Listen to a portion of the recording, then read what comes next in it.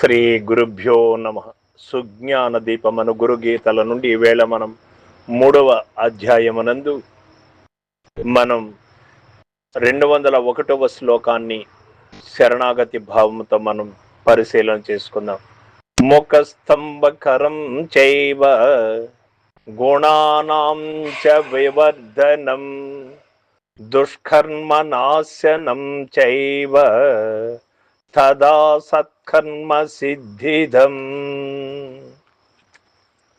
పరమేశ్వరుడు చెబుతూ ఉన్నాడు, ఓ పార్వతి, ఈ గురుగీత జపము చేసడి వాని ముఖము చూచుటతోనే ఎదుటి ముఖమును స్తంభింపజేయునదియు సద్గుణముల వృద్ధి పొందించునదియు జడుపనులను నశింపజేయునదియు నా ప్రకారమే మంచి కార్యములను సిద్ధింపజేయునది ఎనుగుతున్నది అని చెబుతూ ఉన్నాడు పరమేశ్వరుడు. ఈ గురుగీతను ఎవరు శరణాగతి భావముతో గురు ప్రార్థనని, గురు ధ్యానం,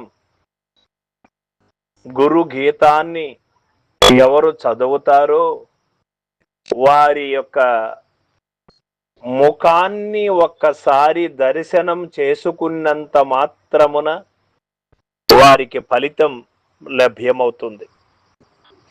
గురుగీతను చదివినటువంటి వారిని ఒక్కసారి దర్శించం చేసుకుంటే కూడా చాలు, వారికి అంత ఫలితం లభ్యమవుతుంది. తాను చదవలసినటువంటి శక్తి లేనటువంటి వారు కూడా భగవద్గీతను కానీ ఏదైనా సద్గ్రంథాలు కానీ సద్గ్రంథాన్ని చదవలేనటువంటి వారు శరణాగతి భావముతో ఎప్పుడు ఆ యొక్క గురుగీతను చదువుతారో వారిని దర్శించుకుంటే కూడా చాలు, వారికి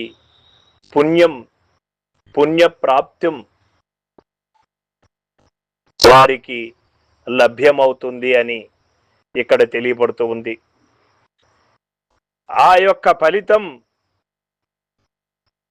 వారు చదివినటువంటి పుణ్యము ప్రాప్తం వారికి, ఆ చదివినటువంటి వారిని ఒక్కసారి దర్శిస్తే కూడా వీరికి ఆ ఫలితం లభ్యమవుతుంది అని ఇక్కడ మనకు తెలియపడుతూ ఉంది.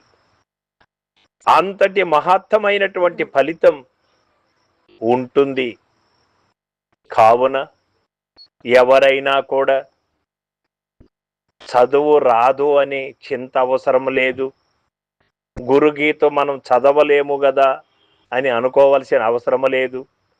గురుగీతను చదివినటువంటి శరణాగతి భావముతో గురుగీతను చదివినటువంటి మహనీయుల్ని ఒక్కసారి దర్శనం చేసుకుంటే కూడా వారికి ఫలితం లభ్యం అవుతుంది అని ఇక్కడ మనకు తెలియపడుతూ ఉంది. సర్వం సద్గురు పాదార్పణమస్తు. జై గురుదేవ.